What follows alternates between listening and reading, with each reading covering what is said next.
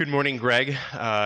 Chilly morning by you here Yeah, in Gunnison. It's single digits already in November. That's got to be yeah. lovely. Two degrees Fahrenheit, which is double the 1 degree that we started with yesterday. So it's twice as We warm this morning. we have finally well, I shouldn't say finally like it's a good thing, but the Santa Ana winds that typically come in, it's usually a little earlier in the year, but we got those started yesterday, last night, and then a little bit this morning. But you get this like that dry air Yep, comes in and just blows everything around that you have in the yard because it's literally like 20-mile-an-hour winds, yep. and then your nose is all dried out, your lips are chapped, and then but it should be in the high 70s today, so that's the good That's thing about it, beautiful. nice and warm. Wind chill is meaningless at 1 or 2 degrees Yeah, yeah. because people It just don't doesn't. understand. When you Yeah, walk outside, no matter what you're wearing, it immediately turns into like a solid, and yeah, you're crinkling and crackling when you're walking, and yeah. so even the That's air is fun. breaking as you're walking through it. But it's That's fun. beautiful, and it keeps out the chuds.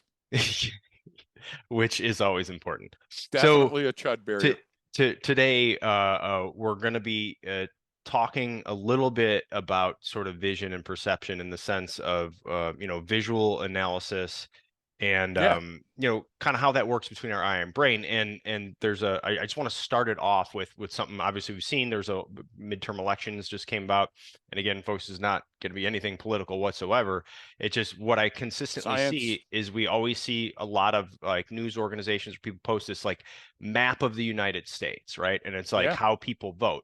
And they do red versus blue, Republican versus Democrat, and it's like this huge basically sea of all red, and then around sort of the major metropolitan areas where population centers are tied up, you see this blue that votes more Democratic. But you look at that and you're like, holy crap, like how Right. was this election then so close? How did these two candidates come down to like they're still double counting or recounting votes because or a runoff election, like, but look, if you look at the map, and most things out there like that, graphs, especially that people share, they fall under the category, I think, of a bad data take, right? It's a bad take on data, or it's a bad representation. So visual representation of data with charts and graphs are so powerful. Yeah. They've gotten amazing what people can do, especially on new stuff or where they show over time or different presentations people show. Like it's absolutely incredible. The problem is, and we glam onto it, right? We love it. We go, wow, that's amazing, or holy crap, that's a huge issue. I didn't know Right. that. But if you don't dig into the details or you don't see what the chart is actually showing, it could be mostly junk. And even when it's not intended, like someone might not be, Precisely. And but that they're wasn't their original intention to no, not at fool all. you, And right? so you go back to that map of the United States. It's like, Yeah. well, look at all this red. How can there be so few Republican votes? It's like, well, the land doesn't vote, people vote. Exactly. That's a visual representation of land. Like, Yep. see this huge, massive chunk of red of, Montana, North Dakota, South Dakota, that whole area. It's like, well, that's like less than 1 million people voted, right? But this Right. little part over here, that was like 5 million people. So But it you doesn't, talked about something very specific just before you go on, yeah. because you're onto something here. Remember back when Hillary Clinton made the alleged comment about the flyover states? That's where Oh that yeah, came from, because yes. she was looking at a data set that Hmm. appeared the same way, and she looked at it by the numbers, and the numbers didn't jive. So she said, well, we don't have to worry about that big red expanse, right? Because Yeah. it's the population centers where the votes are. So, Brian, what happens is you take away an, a non scientific conclusion based on the visual illusion of that map. So yeah, totally get that. I mean, that's and especially in a midterm.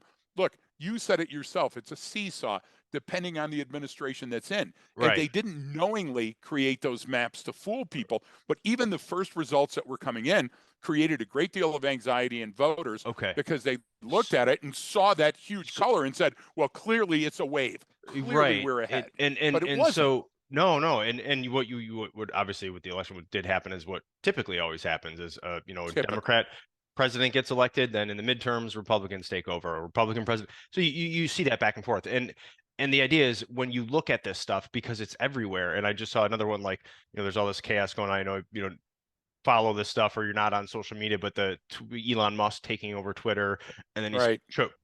showing these graphs of like since he's taken over, the daily average users on Twitter has skyrocketed. You look at it, then you look at over the left on the actual measurements, and it's like, okay, you're up like a million people, but there's several hundred million or maybe million Precisely. people on this app. So you're like 0.01%. That's statistically insignificant, the change. That doesn't It really matter with is, that. but So it's a change, but it's right. so minute that And over time it would be missed by and anybody that didn't have that precise and since measurement. everyone wants to focus on trends, right? Yep, We all pick what that, and you just said it right there, what time, right? It is because time is everything. That's another unit of it measurement, is. right? And it's actually one of the best ones because Right, something changes over time is significant. You can change something from 1 second or 1 minute to another, but what does it do over 10, 20, 50 years, right? precisely. A That lot of has this to be the measurement. Right, so right. the episode is not about bad data takes and graphs and charts. It's No, why are they so powerful and why are they so effective? And yeah, they speak to how we sort of process information and what our brain likes and dislikes. So I'll throw to you to that yeah. part, Greg, because I just want to kind of set it up with how strong and significant these No, are. Because well, there's no better than the newsrooms. They have all these yep. incredible screens where they can do all this stuff, and the That technology does is more amazing. harm than good. I It think so. really does I more think harm so. than It good doesn't paint because an it accurate picture. overwhelms the brain. Yeah. It overwhelms the brain, and every pundit that comes in and talks to their specific image has a great point that they're making with their image, but it's Yes. contradictory to how your visual cortex processes information in your frontal lobe. And so let me get into a deeper argument, and then I'll come back up. So I'll deep dive just for a few seconds. Right now, we're in a fight of our lives with people that barely understand the brain because the brain is so multifaceted and there's so much stuff that's going on. So right now, serotonin is the thing that we're reading about and all the stuff because it has a mood and works on Uh, reward system and memory. You got to remember that serotonin is in your intestines for a reason because it's where things linger. So why is it attached to memory? Because those chemicals are in your intestines before they get shit out, and that's where you learn long-term memories. You get it? And so they're solidified there. But cortisol, the reason we use cortisol and dopamine is it's like a seesaw, and it's easy for humans to understand. Look, my response to stress is regulated by the increase or decrease of cortisol. And dopamine makes me feel slappy. It makes me feel makes happy me and happy. good. Yeah. So I want to repeat certain behaviors. So I have the anxious, stay away from the oven because it's hot. There's Yeah. my cortisol. And I have the dopamine, woohoo, look at that turkey on the kitchen It's table. it's the Can't wait to eat until it's the I fall carrot and the asleep. stick. I mean, that's literally Yeah, the carrot and stick. right. Yeah. And so stop using serotonin as that measure. I get it. It's easy to trace and you can find it in the blood and all the other different things about it. But when it comes to it, I get it. It's a reward mechanism, but dopamine's close enough. And I get it that it works on cognition, but cortisol is close enough. So saying that, what happens when we start seeing those graphs, Brian, is we have an increase in cortisol, okay? Because our body is stressing because who we want to win, whether we know it or not, Yeah. means a lot to our corporeal selves. You get it? So in Yeah. my brain, as I'm seeing that information start to come in, first of all, the information is coming in before a vote is counted, and they call Governor Polis for Colorado before 1% of the vote is in. They call it a landslide and a major victory. Well, how do you think that feels to a normal human that isn't operating at that speed? That's why we miss stuff. Brian, our survival brain was set up for a slow, deliberate search of our environment to sense danger. One, auditory, the biggest field, Yeah. then with our hearing, okay, or visual, then auditory with our hearing, and then finally olfactory with our smell. That's why it goes the biggest sense to the smallest sense, Brian. So all of a sudden, now we're in an environment where we process information so fast that the brain is going, yeah, Well, wait a minute, I'm the, with my walker going through the environment. and You're that going at light speed. and that's also why there's so much what I classify and people use the term clickbait out there, something to capture your attention quickly or a Precisely. quick image or did you see this, right? Yeah. Because there's so much information, we now have to, whether it's advertisers or journalists or whoever, they Yes. have to compete for that attention. So they have to Because become there's salacious. such a small band of attention. It really is. Exactly. And so if you can crack the code on what works for, meaning it's hitting my limbic system right away, then I'm going to attend to what that Yes. is, more so than something else that may be more important. And I don't even realize that it's happening. It's hitting that Right. emotional chord. So Exactly. because you just brought it to the survival Precisely. system, right? You brought it to the Yes. survival system and how we were wired. But the idea was it's sort of in certain levels, right? Normal situation, you're just experiencing the world. There's nothing crazy. But when it's tied to my survival, or I need to hunt for food, Greg, right now because I'm starving and I need Yes. to eat, or there's a predator out there, that window gets very, very small. And what my brain cares about is only a few things, right? And it classifies them, not me. No matter how much knowledge and experience and training I have, well, I shouldn't say that. With a lot of training and knowledge and experience, I can overcome or use different Some of words, that. some Yes. of it, but not the Mitigate it. reaction. No. How much it is, how Because much it's of a going to happen reaction I anyway. get, I can, right? It's like the baby rattlesnake versus the adult rattlesnake. I don't know Hmm. how much venom to use, so I'm going to use too much, right? Same thing with exposure. But the idea is I can only do so many things. And if I'm getting a visual representation that drives some message directly to my limbic system, I'm Yes. going to pay attention to what that is. And it's going to be very powerful to me, whether it's right or not. And so you hit on something that everybody needs to pull over in traffic, get out their yellow pad and write down. Your visual field sends some information to your brain, but the actual analysis, the prediction, the Mm-hmm. computation occurs outside of your visual field. So your prefrontal cortex and your amygdala and your frontal lobes, what are they designed to do? They're designed to break down that information and sense make it so you can problem solve. So just because your visual field is drawn to something, you think that that's the decision that you want. It's based on the electrochemical neurotransmitters further back in your brain. So the visual field is only part of the story that's being constructed. So what's happened is advertisers certainly learned it, and now pundits are learning it, that if we attract the visual field and make you pay attention to that little ball of yarn longer, we Mm-hmm. can influence how you think, even if it's flawed. So I can get you to respond to something just Right. in the visual field without you actually deep diving mentally to think about it. Why? Because we bypass survival.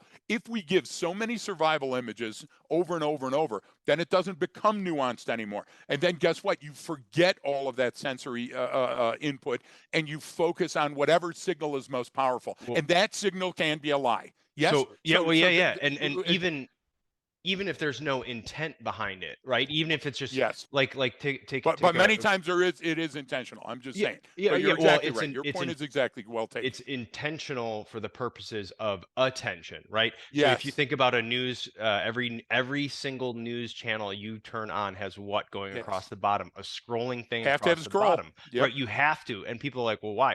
Dude, it doesn't matter what it says. It could have random letters and numbers on there broken up to appear to be words, and it would capture your attention. So they need you to tune in and stay there so they can pay their bills, right? They can charge Yes. advertisers more money and they And can that's why measure how. everything is breaking news. Even if it's Yes, breaking news, the and time has changed. so that's the issue with a lot of this stuff. Yes. So you're engaged whether the substance is any good or not, whether the content that they're putting across has any value or not.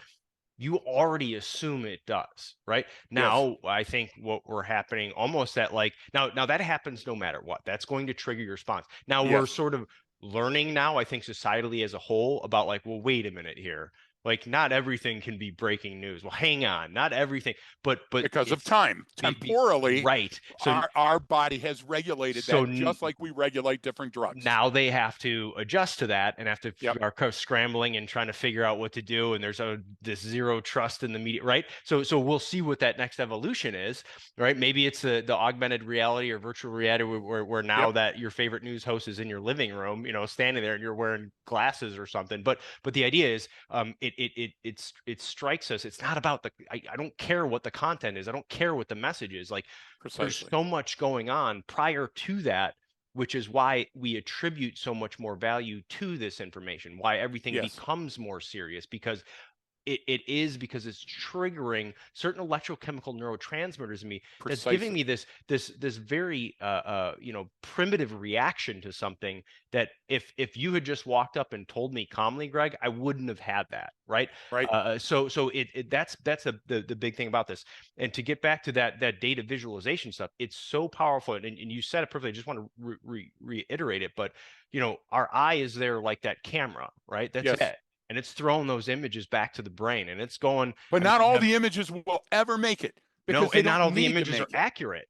You're exactly right. And And so our brain unconsciously bends our perception of reality to meet our desires or expectations because it has to. Now, wait, it also wait, runs it can through the filter of our past experiences okay, because that's it what. has to. Okay, You yeah, see? yeah. Don't please hang on before you go any Yeah. further.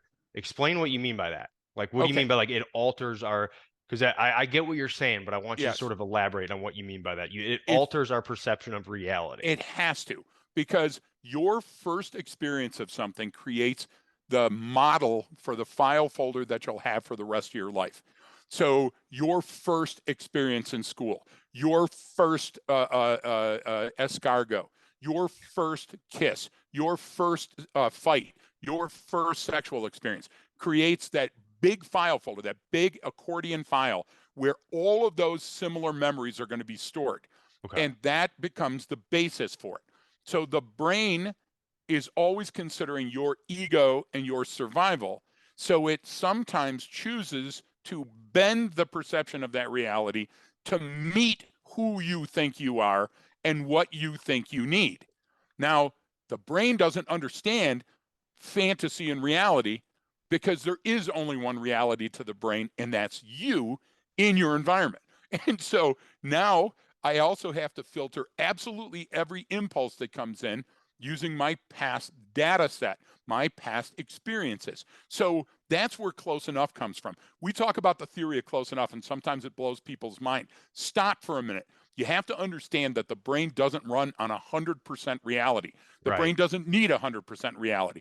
It makes decisions and choices well before you ever meet 100%. And as a matter of fact, maybe years later, you'll understand and go back and do the math and go, wow, I was Well, completely that's wrong on that. the But it whole takes time, hindsight doesn't is it? 2020, right? That's a saying. That's where it comes from. Exactly.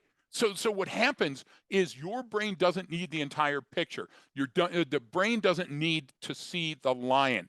It sees a shadow in your peripheral. Then it smells predator-like smells, and it sees bones laying on the ground. With that enough, that 60 to 80% of core reality, your brain then creates a story immediately and sends you that story through chemicals that goes, holy crap, your bones start shaking, you want to Hmm. piss or poop. Okay, Hmm. so it says, hey, these triggers are very fast. Just like the triggers for deceit are triggered by the hypothalamus, because your hypothalamus doesn't want you to lie, Right. because it's contrary to how the tribe has to survive, right? Yes. So those things happen so fast that they happen before we understand that our perceptions of reality have been altered by external triggers that we are not in control of. And that's why I mean unconsciously. There is no subconscious. It's an unconscious trigger. So in other words, there's certain thresholds in our environment that wave at us and say danger warning. And unless we find out if they're ML or MD COAs, our body runs on the survival. That's when all of a sudden, we're sitting there and we see the car pull into the driveway. We don't go, oh, it's a UPS guy. We go, oh, it's an armed home invasion. Why Right. would we do that? Why would we do that? Because our brain is constantly setting us up for a potential survival situation. And this is the root cause that I get so pissed about these talks about AI and VR. Now, we've worked in that realm for many, many years, Yeah. and we have bona fides there. There is no AI because artificial intelligence is a thing we just haven't achieved yet. It's a great thing to talk about, but we're not there. Well, Machine yeah. learning, we're getting better Well, at. yeah, yeah. Well, Okay, that starts with that, and it's but not in very, very, very small, right, narrow, defined but for context, it can work. But it in can, general, but AI, but it absolutely not. Nowhere near that. so but the reason I want to start from there is we just spent time on Milo's time. Thank you, Milo, at IACP in Dallas, and we got to see a lot of what's out there for technology. And Brian, I will tell you, this is one, people write on your calendar, because I make predictions all the time, and I'm right a lot more than I'm wrong. I know you don't probably follow that, but the reason there's the game, you remember the game that you play with your daughter right now, Brian, the memory game, where Yeah. you put a bunch of cards out and you pick one and you go, oh, did you remember where the other one is? And if you get Yeah. it wrong, you flip them both over. Okay, what does that do to your brain? Your brain needs to pattern recognize. So once your brain understands pattern recognition, it can then ultimately understand the analysis that's necessary. But your brain doesn't need the analysis at the very beginning. That's why some triggers are so powerful at the visual field. They warn you early. You don't have to have a complete picture, hence the theory of close enough. So what I'm telling you is we're in virtual reality wearing these hoods because we want to equate it for so close to the reality that we have the smells and the screams and the sounds and all that other stuff. But that's not how your brain works.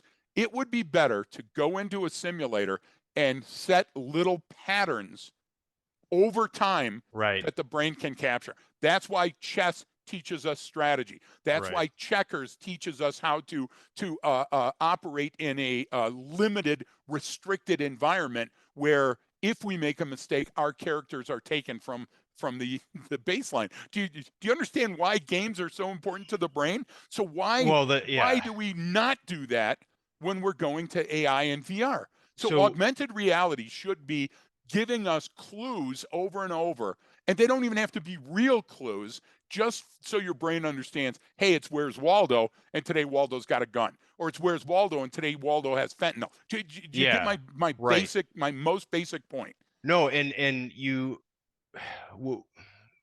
would you say that we are primed, in a sense, psychologically primed, to jump to conclusions without all the information? Obviously. Yeah, Okay. absolutely. And when I say obviously, I want to say obviously from a historical perspective, because you can take every study in the world and find out we're much better at deciding quickly on things that we think are going to have an immediate impact than we are on taking a knee and taking the time and waiting till more results are in. That's why we also felt during the elections that it was rigged. Why? Because it sense make, look, we looked at it and it We looked like, hey, there was a red wave. But then at the end of the it's day, the it's blue fault. won. And we said, oh, wait, So somebody must be lying to us. so is it well that's Uh, But that's a no, no, the second part is perfect because that's how we justify things. It's not that we were it wrong in our has to be. prediction. It's It's a that someone conspiracy. And someone lied to everybody us. else, they lied It's to us and they manufactured the it's results. always someone else's fault. But Right, but but it but has to be somebody else's fault. of course, My but brain cannot understand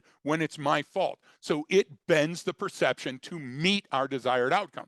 and You so get a what I'm lot of trying to those are say? just seemingly are failed attempts at pattern recognition, right? So we're Yes. primed as humans again for pattern recognition. It's everything you've been That's talking why about. You HPPR is the yeah, most important thing you'll ever and learn. so the idea is, and we of course and tie everything back to the survival system, Right. as I would and I try to say this without, like, I don't ever want to come across as like talking shit on different things, but Yes. if you're learning a concept with anything to do with psychology and sociology and anything that we're talking about or other people are talking about, and you can't tie that back to your limbic system and some sort of survival mechanism, I'd be real careful about going down that road, because Absolutely. it's probably going to get proven wrong later on, Yes. Maslow, And remember, we and know your shitty so little about our study brains, methods. but But what we do know about it is that it's consistently based on survival mechanisms to predict likely outcomes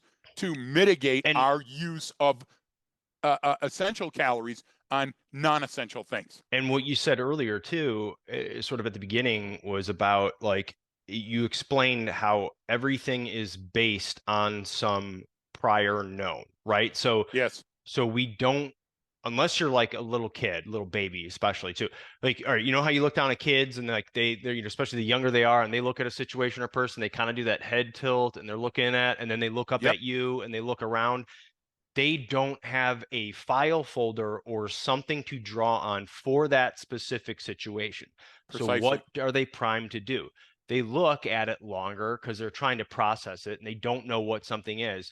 and then they're looking at you, maybe the parent. To Why? see what Because your they're reaction looking is. for cues in their Exactly. environment. It's Exactly. the difference between mom and dad reacting, the kid comes barreling into the living room, slams, falls on the floor, slams their head against something, right? And then what's the first thing they do before they start crying? They look up. So if you do the, oh Should my I be God, are you crying? okay? What's Exactly. happening? The baby starts crying. If you do the, hey, get up, you're going to be fine. And now the kid's still kind of hurt, but they're like, okay, Brian, you're I'm onto supposed to be something. You're okay. onto something. Kids in a restaurant hearing Yeah. another kid cry will look and they will begin to mirror image that emotion and cry. Why? Because it's their survival trait. But they can't learn from that kid, so they'll look to the adult. Why? Yes. Because the adult is a Is the bigger, expert older model. version of them. It's the It expert is the model, they expert think. model because look, But we're you've not. survived longer than I have, It and so why do we revere sage grade beers in our environment? Because they've lived longer than we have, and our survival mechanisms inside of our body and our brain look at that and say they must be onto something. That's why when the article comes out with the 104-year-old woman in Vladivostok that smokes cigars, eats bacon yeah. fat, and drinks whiskey every day, we think that's amazing. Well, Why? Because why is it amazing? Because our yeah. survival brain says that's contrary to everything I've ever learned. There's a new one that just came out. It was a Chinese man who ran a marathon in 3.5 hours, and he was chain smoking cigarettes Oh my most of the God, that's time. And like, amazing. so everyone looks at it and goes, "Oh my God, this guy's a beast." Which, especially if you're in the military, everyone had that guy in their unit that could Yep, run 3 miles in 15.5 minutes, come across the yep. finish line, vomit, slam a beer, and start smoking cigarettes. And you're like, "Well, I don't. How do I get on that level?" But but the but you're onto something so, because my brain has to take reality and exactitude, and it has to say I can't achieve that. So what can I achieve that's close enough? And yes, humans constantly cut corners. and We and constantly do that. So we have to so embrace it. We have so to since understand every it and embrace it. and since everything is based on some sort of prior known to me or some baseline or Yes. some experience, and then I'm primed to do pattern recognition for one, but also get to a conclusion very, very quickly. That's what my brain wants. It reminds me of, remember when we had Reed Berkowitz on here? Yep. He was the one Love talking read. about like the Q conspiracy and why people sort of fall for it, and his perspective from these alternative reality games that Yes. he's built and plays and done all this. He's done all this amazing work. But he said in it, he built this game, and then there was something on the wall, like it was like a cross sword or a wooden thing Yes. that people would walk past, and no one could get past it. Everyone who played his game that he built thought it had some sort of intrinsic Yes. value and was some Easter egg or something in there for them to find or to use. And it was literally part of like the set decoration. And he was like, "Holy crap!" He was watching this going on, like people cannot get. He's like telling me, he's like, "No, that has nothing to do with the game." And they're like, "Oh yes, it does. We know it's a So clue." come And on, it let was me just in on like, it. holy, Exactly. and he had that sort of epiphany moment, like, and that's everything that we're talking about because based on what they know, it would be in a typical game. And you summed it up one time before Yeah. where you said you asked someone, "Hey, did you believe it when you see it, or did you see it when you believed it?" And I think that And the is what we're second talking is about more right now. true. The second is more true. It And I'll will tell you explain. why. Yeah, Thanks go ahead. for keeping a toll on those Gregisms. But Brian, let me take you back I'm just going to to start telling you they're something. mine now. Exactly. Exactly. Well, I'm old and I'm going to die, so you can have them. But listen to me. Everybody in the audience that is a male and everybody that's a female that's ever watched a male in their teens, you've had this experience. We make a mixtape. And the Yeah. mixtape, and now people don't Now you understand don't. what a Yeah. tape is anymore, Now you just make a but I'm playlist, still, but same thing though. The same thing. but You make a same thing. playlist. Okay, so back then you made a mixtape, and the first one was Peter Gabriel, Your Eyes, and the next one was whatever song, and everybody had a Boston More Than a Feeling, and Yeah. I'm dating myself, but folks, think about what I'm saying. What you did is a part of that song spoke to you. Mm-hmm. It was you bending the reality of the person that created that song to meet your expectations, and you sent it to somebody else and they were like, "What the fuck is this?" And they were Yeah. actually going, "Well, that was very nice of you, but what is this goofy thing that he sent me? None of this makes sense." But in your brain, you sat there and cried and you played it and you said, "This is why you left me." Brian, reality is occasional, and it's a symptom of how we invoke and involve our baseline and environment to our understanding of what's next, because we're petrified from the moment we're shit out of the womb. We're petrified that we're going to die. So every single thing in our life Yeah. has to have significance. Why? Because we're so 'Cause, much smarter now, and things happen so much quicker now, and survival hasn't been challenged now. So we equate us with being so novel and different that our life must have meaning in the greater picture of life. And that's where we go wrong, and that's why we're disappointed. That's why people commit suicide. So let me just throw this additional thing at you. So let's talk auditory for a second. We still read articles every day where the people didn't equate the gunshots, the sound of gunfire, with danger. Why? Because when we're on the range practicing, we're holding the gun. When we go hunting, we're holding the gun.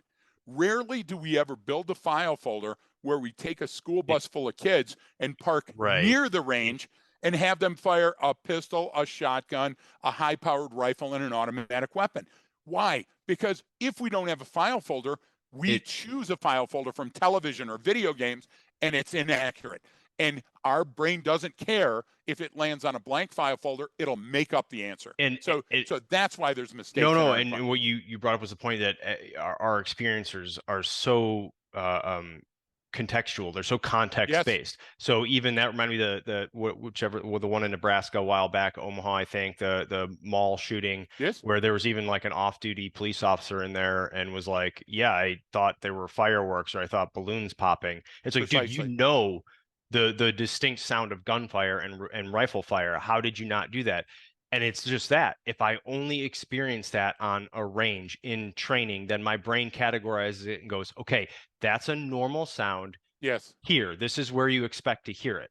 So yes, in here, it has to be something else. Like it can't be right. that because it's not in this box, Greg. We're not at that And, location. We're right, not and it here. didn't match my perception of reality at that time in that place. And So that's the danger in the shitty training that's going on. And there's a lot of crappy training out there. Look, anybody that's ever read situation awareness then goes away and says, "Well, I'm going to have my own company." Look, you're dabbling in science. It's not a black art. It's not a ninja no, skill. I It's hate that. simple physics. Let me It's tell you. simple physiology. And come on. And so I'm tired of hearing that, because what that does is that builds that false sense of reality into my simulation. So if my simulation is based on your training and your training is this, then guess what? I have a one pump chump view of a survival situation. That's why the shoot don't shoot simulators have to come out of equating actual events and go to creating patterns. Yes. Patterns in the brain. When Yeah. these things coalesce, it's more dangerous when they're not there. When these things coalesce, that Well, person's probably that going to take a swing at me you or pull a gun on me. and what you're saying with that too is actually you're actually making it simpler in a training environment because I don't It should need be. to replicate all of these different Exactly. situations. What I need to do is show you, and when I mean you, your brain, the elements of what Yes. could be, and it'll take the ball and run with it. It will Yes. be able to identify those elements in another situation, right? So You're exactly right. it's the this is what a you've got right now going on. This is what a bear track looks like. Oh, okay. I can Yes. see that. So now no matter where I go, I know when I see You'll that, never be shit, there's fooled. a bear here, near Exactly. here, or was here, and I now because of that one thing, I need to be at either A, leave, or B, be at a higher level of alert because I know this is in the environment right now. Okay. But So why did I send you a picture of the bear print on the side of a box where it was tearing for, in, then a for bear print on the cement, and then next to a the bear known for butt me, next to a like it propane was tank, right? yeah, it was hey, this is the palm, this is the paw print of it, Yes, but this is the propane tank. And I'm like, that's not the propane tank I have on my grill right outside. That's a propane tank for a exactly. house. That's massive. I But the know what idea that is looks so your like. brain can turn it around like the Hoberman sphere and create comparisons, because the comparison means that I sense patterns. And when I can sense patterns, I will know when I see that pattern again, and I'll go, holy crap, I'm in trouble. And I'll give you a perfect example to stick with the bear analogy. So I was down outside of Lake City. We were on a Jeep tour. We were way back in the woods going up to this beautiful view of the Rocky Mountains. And there was a baby bear that was in the tree. and the baby bear was looking, and all the guests thought it was wonderful and videotaping, and the baby bear started clamping its jaws really quickly, loud clapping sound. And I said, okay, we got to get out of here. And they're like, what's going on? Well, my history with that clapping sound is that saying, I'm afraid, and mom hears that and comes charging. Gotcha. Okay. So So that that file one folder, indicator was powerful enough. powerful enough that it changed my DNA, and we ran for the Jeeps and got out of there, and nobody else sensed it, but they sensed my fear. Do you Right. see what I'm trying to say? So that's how societies are supposed to work. Even if you don't have a well-developed file folder for the event, you looked at me, and I'm the guy leading the tour, and I started getting freaked out and saying, we got to get out of here. Do you understand how that's supposed to work? So one match can light that, Brian, and all the other people in the room sense the No, survival. that's But you know what you got to have? You got to have that one guy. You got to have you that no, Crocodile no, no, Dundee, right? and that's, you're taking, but me sitting there, all right, I have another example I want to tell, but like I was also can't kind of talk about yet. Would, but like Sure. I was in a medical center, and this Yes. doctor was a leading doctor in this specific field. And so this is an area where I'm in a medical, so I'm in a hospital basically. Like Yes. I don't know shit about this, right? I don't know what these charts say. You're I out of don't know your what this element. Right. screen says. Right. Completely out of my element. I have no idea. But I saw his reaction and went, holy crap, this is amazing. This is going to be a good thing, because Yes. the way this man, who is very stoic, baseline, very specific and scientific and a wonderful person, got so excited he was attempting to contain his excitement, I knew things were good. So I didn't know what the screen You said. I didn't didn't know need what to. anything said. I could just take that from the environment. And so that was a basic form of pattern recognition to sense, make, and problem solve and conduct predictive analysis on what he's likely going to say In next. nanoseconds, Yes, in a based split second on visual field impulse only. before a word Brian, was said. why do we say orientation is so important? Yeah. So when we're talking about situational awareness, if your situational awareness class didn't include a section on orientation, And functional field of okay, view. and Yeah. functional Yeah. field of view, okay, then it's a charlatan magic trick in a parlor somewhere. And some people go, yeah, but isn't it okay to get a little situationally aware? Not if you don't understand what to do with the patterns. So the analysis portion is the other foot falling. So orientation, your brain oriented that this learned person was responding in a positive manner towards something. Now, they were exuding oxytocin, even though you didn't know it, your brain smelled it.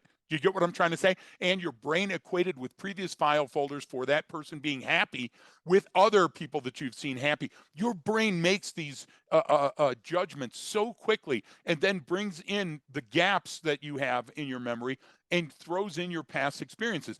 People go, well, how can you have an unconscious bias? Well, the unconscious bias exists because you have gaps in your memory, and Yeah. you're predisposed to fill those gaps with your past experiences, Right. not the person I'm observing.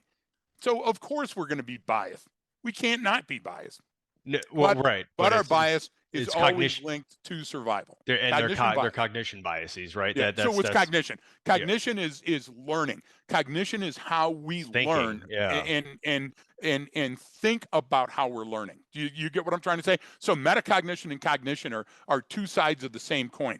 And people don't understand that cognition is the thinking part, acquiring knowledge, understanding things through thought and playing with them in my brain and experiences and having my senses impact them. And then metacognition is thinking about that and understanding why I prioritize certain things in my environment in a specific manner. So if you don't have a cognitive portion to your learning, then you're leaving stuff on the table. Do you get what I mean? I mean, I can't imagine a course that doesn't understand brain chemistry and then take it to cognition and then understand why file folders for the real event are so important. But they don't have to be the real event. They just have to be cognitively close enough so my brain's trigger mechanisms kick in and I go, I remember that. That's dangerous. I remember that roar. I don't want to go out there because there's a lion out there, right? Yeah. Those are the things. The gunshot analogy is a perfect one.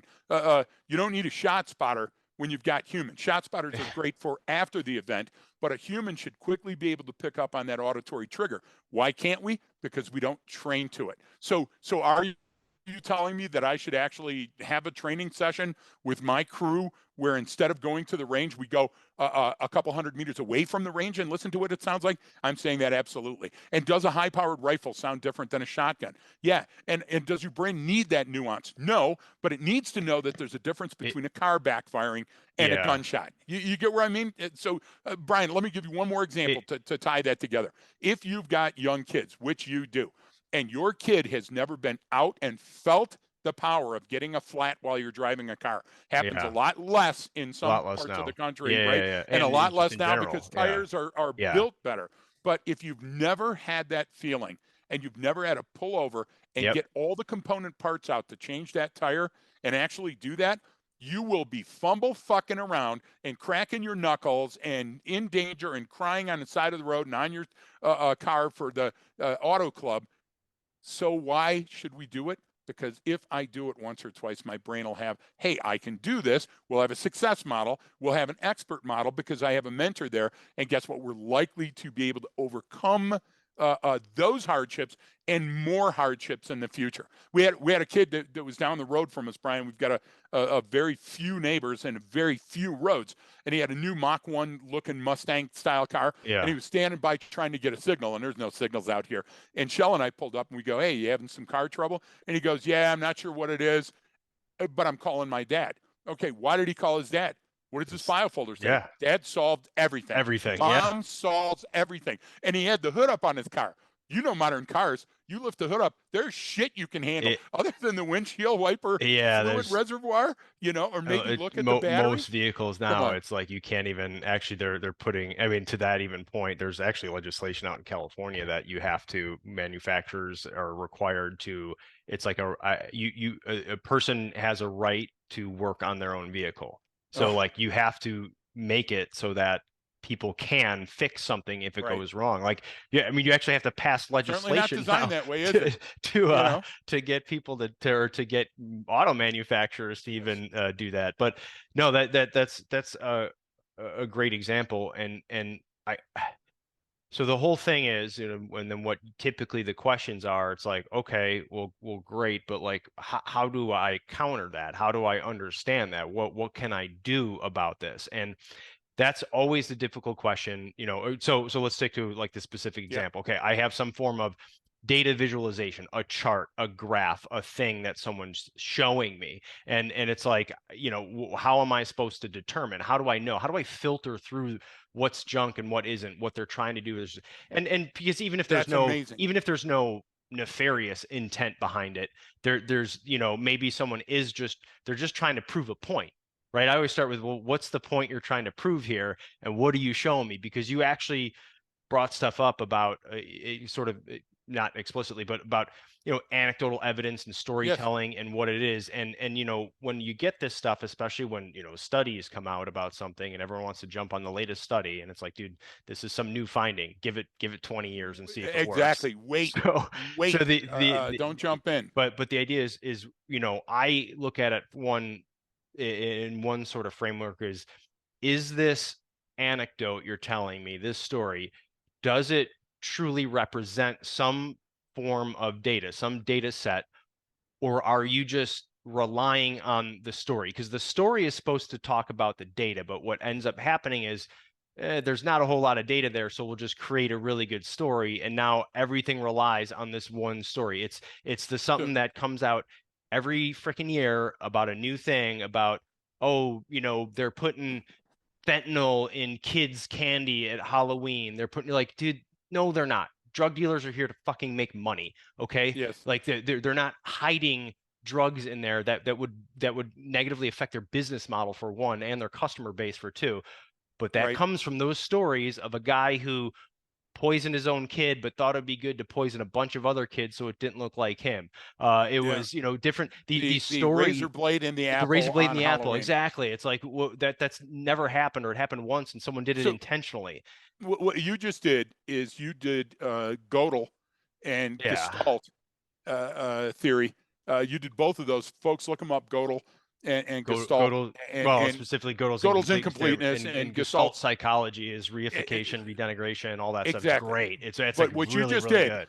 is you just waded through that at street level and I would say this is how I sum up Brian Marin's point. Don't allow a visual illusion to create cognitive dissonance. Don't allow a visual illusion to create a cognitive illusion, because they're not the same thing. So turbidity in your environment requires investigation, not conclusion.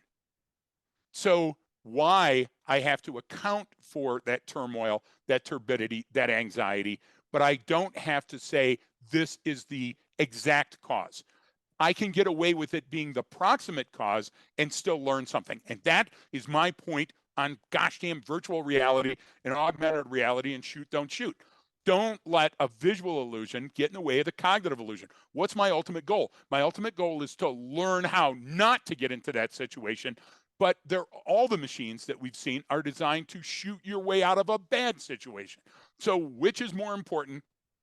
Chief of police, town manager, city attorney, listening to our call on your way to work, which is more important? Being able to shoot your way out because you made all those mistakes and now you're at zero, Yeah. you're on the X, or predicting the X and avoiding it a little bit at a time over time for all of your personnel, which makes the most sense. So Right. therefore, the training that you do, look, when you're shooting a first-person shooter, and Shelly and I absolutely love Yeah. the oldest first-person shooter, and every week when Shelly and I sit and You have guys our are sitting coffee there and have a playing Call of competition, Duty, aren't still, and you? the oldest model. The idea is what we're trying to do is create an exactitude, compute, and make a precise prediction of what's about to happen and mitigate it. And that's why we love it, because the game allows us over and over and over to get that dump of dopamine when we do well. It gives us the cortisol anxiety when we're moving up on a target, and it's ever changing in our brain, which means that we can get all the stuff that we want to in a safe environment in our living room. But we understand the difference when we walk out the door into our environment. So training doesn't have to equate reality.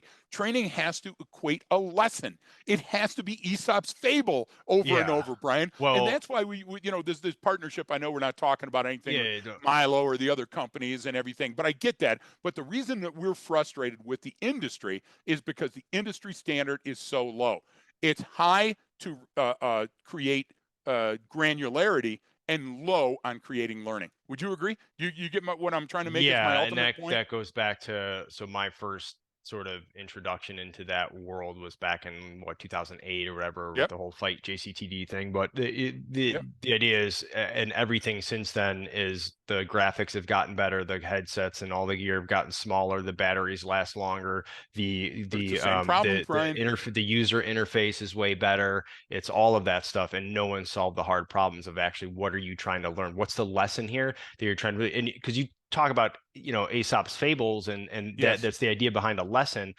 So the lesson should be, here's the lesson, and you should be able to apply that one lesson in a number of different Forward, situations. backwards, and sideways. and and And I should also be and able to give you 5 lessons on a table, and you should be able to match the lesson that we're studying to which of those 5 and say yes. this is most relevant. You, Well, you, you understand that point? and That's cognition right there. that's Is being cognition, and that's conceptualizing the information you learn, right? exactly. Anyone can do These analysis, but aren't relevant, how do but you, this one is instinctively relevant. Right, right? right. Because analysis is mostly junk and worthless, meaning like it's just anyone can talk, and I'm using air quotes, analyze a situation, conceptualize that information. So if I teach you Yes. one thing, that one thing, hopefully you can use that in more than just one situation, right? More than one Brian, place. why do we go The back to more that I can weather use that, analogy? it's the easier it becomes to learn.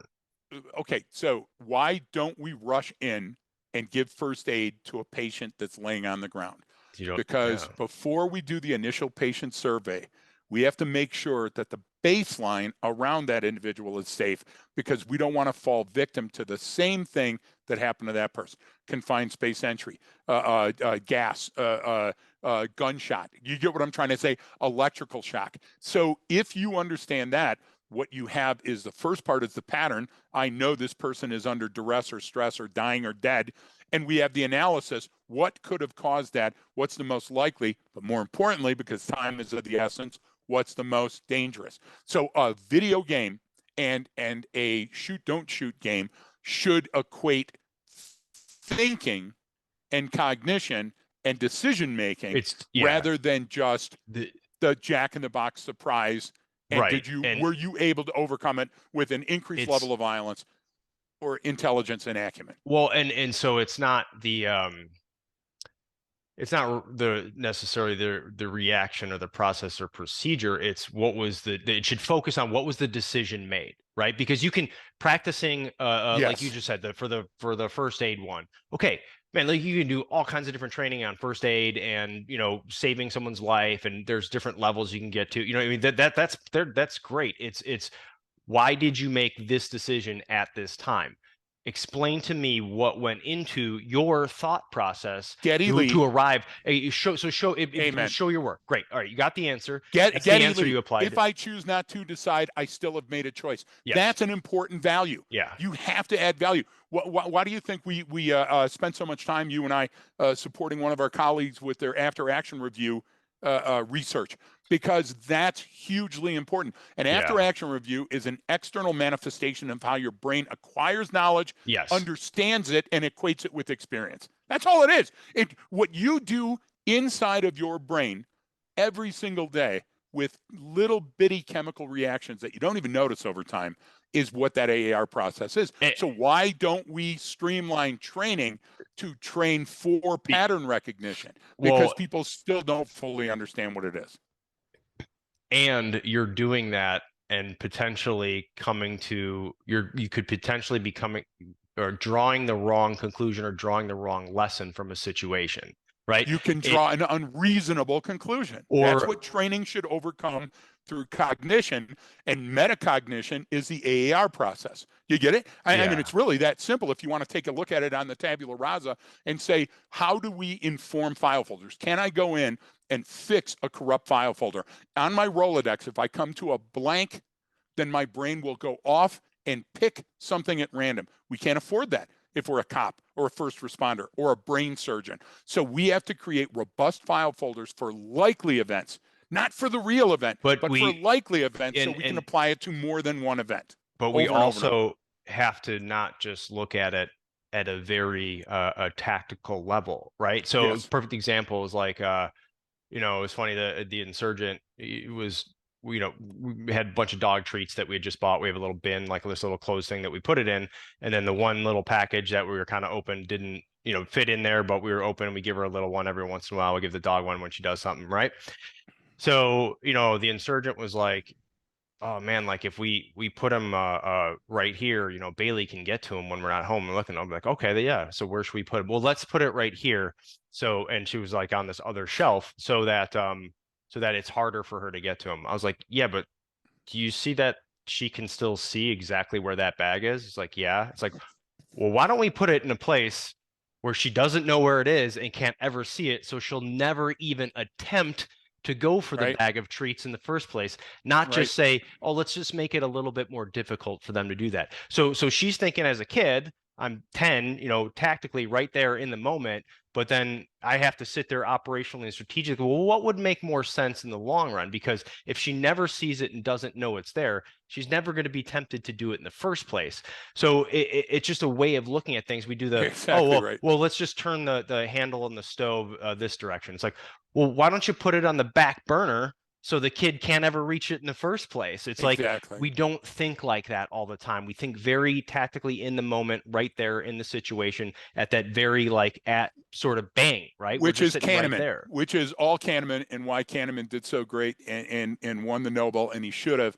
When you take a look at Thinking Fast and Slow, So yeah. most people talk about that book, they've never read it, and the people that have read it don't understand it because what they do is they go, oh, Well, harumph, that's just a like type reading some one of that. this. That's a type two. Listen, It's like, look, no, what he was saying is that certain implicit and explicit decisions are made without your knowledge, yeah. unconsciously by your brain. And those are the ones that you have to train for and to. Yes. And that other things, you have the temporal ability, the time to break them down over time and make a rational, better decision. Sometimes your fastest decisions will seem irrational, but in the moment, it was best for what your brain perceived as the threats. So we need to work on what the threat looks like. And the threat doesn't have to be a person. The threat can be a thing. It can be a cue. It can be a cluster of cues. And that's why that part task training informing the practical application. For example, what we're trying to get the industry to understand is the practical application is the shoot, don't shoot machine that you walk into. But if you don't have part task training leading up to it, your brain is not going to categorize the new knowledge into the KSAs that you Yeah. need to compartmentalize in your brain It, for reasoning ability, for it's future sense making. or we oversimplify it. Okay, well, there's a fire, pour water on it. It's like, well, what if it's a grease fire? Right, Like, right. that's not going to And is go there a well. distance? Is Like, there a maximum distance for a and, fire extinguisher? And why do I have to no, test fire and extinguisher? You're exactly right. so we kind of we look at it too simply sometimes, and we don't focus on what decisions made. We want to focus on what reactions are when something occurs, or a menu. Hey, you have these three options available. It's like, well, I need to just inform. If I get you better, Greg, at making a better decision, if Yes. I've trained you in all these other skills, you're good. You don't need more training in those skills. You need more training in how to apply those skills in In nuanced a new novel environments. Yes. situation. You're exactly right. So listen, that's sometimes where an app can be helpful and where training Yeah. can be helpful Yeah. remotely. Because I'll give you a perfect example of that. Way back in the day, when I was a copper, I was trying to lose weight all the time too, because you live a shitty lifestyle of, overexposure, underexposure. I'm bored, I'm excited, and you're eating fast food and you're, Hmm. drinking too much. And so the guy that did the dancing to the oldies and the aerobic size, Simmons, Yeah. Richard Richard Simmons. Simmons, Yeah. had a set of cards. And the cards came out, and I carried my cards with me all the time. And it was the cards on what I could eat that day. And he gave me ideas on Ah. I need to Okay. eat this, that, and the other. Okay. Now, it's very good because I had a stable Yeah. base for that. Now, what I liked about the Richard Simmons program back then, folks, this is dating myself, is that if I went to a new environment, like I went to Arby's, he would put on a card, hey, don't fear Arby's. Here's a couple of things you can put together at Okay. Arby's. You get what I'm trying to say? Yeah. That aren't going to go over your daily requirement, but you got to stick to these. Brian, that's what we're That's talking about. yeah. That's cognition. Cognition is not just learning it and acquiring the knowledge, but understanding how to apply it in a specific situation. So when we talk about having a cognitive division, we're talking about arguing what you and I have been arguing now for 55 effing minutes, is that people don't truly understand the power of training. And training all starts with the pattern recognizing. So if I saw that red and blue map starting to form as the first results were coming in, I didn't get a hit of cortisol or dopamine because my brain knew to what? To wait, because it's way too early to call. And you're saying, but why do they hire all those people? Because you're tuning in and eating the popcorn. And the more talkers they've got and the more people that are contrary to that talker, the more you're going to stick with that channel. You get it? No, So the don't diet be and the bamboozled. Don't allow that visual illusion to inform your cognition. and the diet one is a perfect example. If I Yeah. sit there and say, Greg, you need to you have to eat, you know, you're only allowed to have 50 grams of fat today Yes. and 100 grams of carbs, and I need you to have 100 grams of protein, whatever those numbers are. Like that's difficult because then you're looking at everything. But if I go, hey, about 30% of your total calories should come Yes. from fat or carbs or whatever diet you're doing, Right. or a And certain then percent, because add to now that a picture of and types of things that contain that. and Because now I go, oh, I see. You see yes, what I'm and saying? you can fit those in the bucket. Now I go, oh, I see what you're saying. Even if I'm on the road, So right? yeah, I'm eating a chicken breast here. That's a different percentage versus this burger here has more Yep. fat, but I know where that falls in now for the rest of my day, right? Right. And it's not that you're going off a specific menu, can only eat these things or only have this. It's here's all of the things you can do if you follow this framework. The Precisely. The framework will architecture work. The is more architecture important. will work Do is you remember the sound. Wind Coop example? You and I stopped at the Wind Coop to have a beer downtown Denver. We've got all this training that's Oh going yeah, on, yeah, yeah, that was and cool. I ordered Yeah. the fish, but I was smart enough to say I don't want the chips. I want some veg, and the person was fine. But the piece of fish I got was that thick breaded. Do you get Yeah. what I'm trying to say? Yeah, it was like more And breading than folks, fish. yeah, and Brian is nice about it. He's like, you're not really going to eat that, are you? I mean, that you might as well just eat a gosh damn chicken fried, Yeah. steak or whatever, and with fat gravy. Well, what happened though is I got it stuck in my mind. Fish is fish. Well, fish Right. isn't fish, and so cognition to metacognition, I have to take that lesson and personalize the lesson.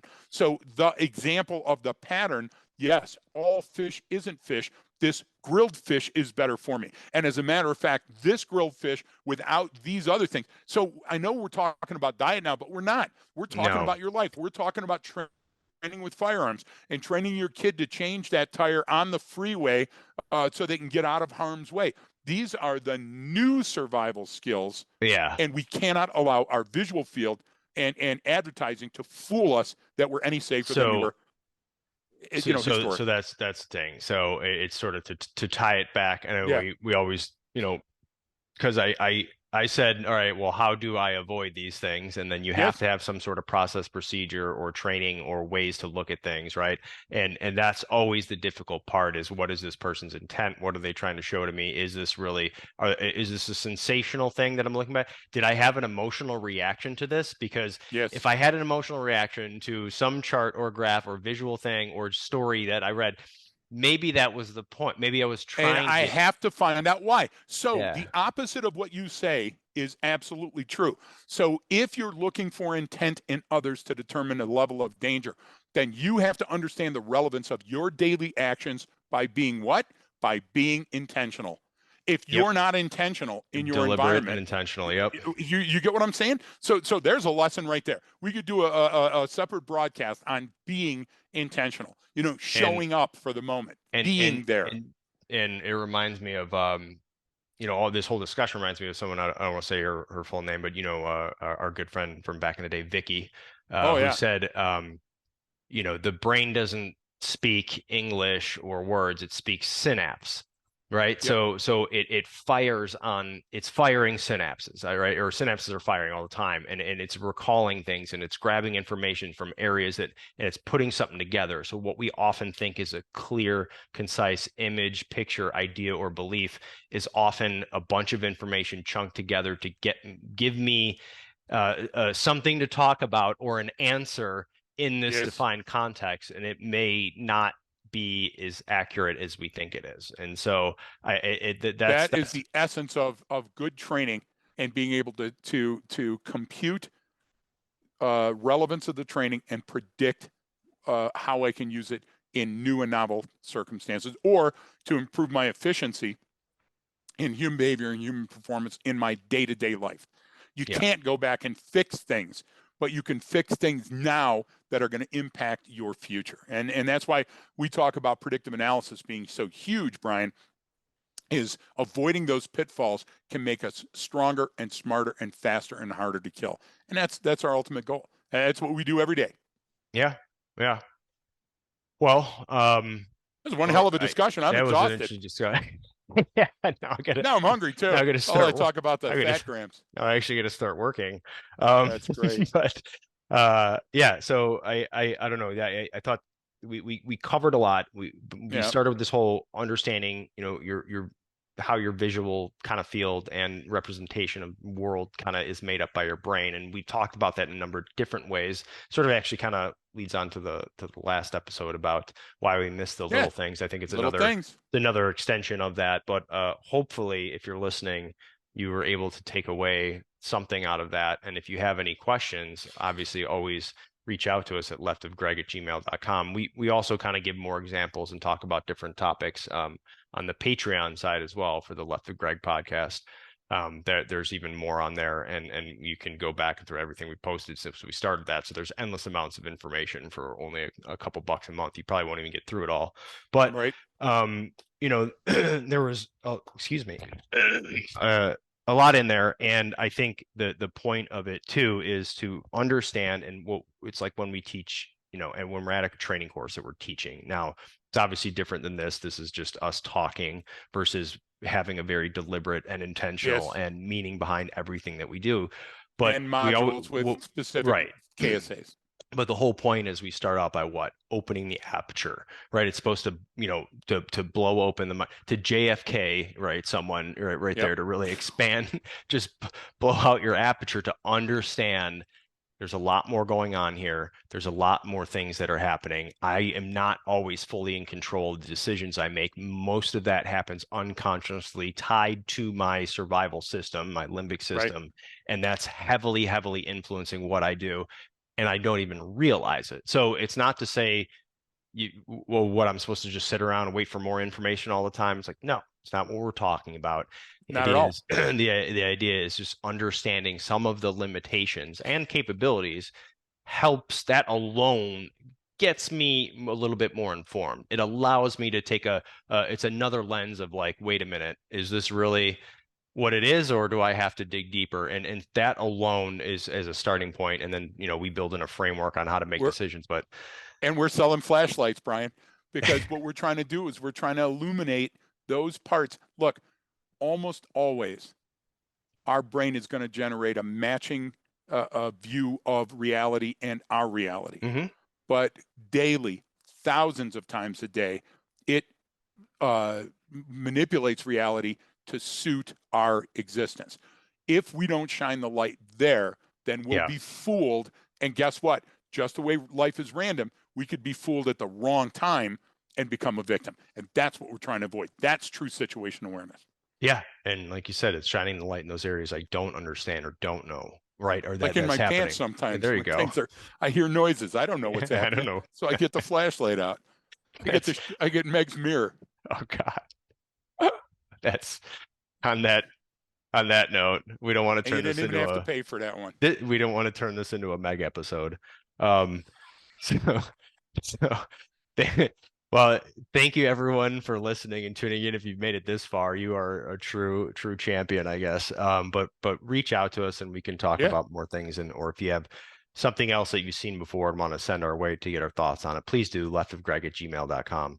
So we thank all of you for tuning in. Yes. And please don't forget that training changes behavior.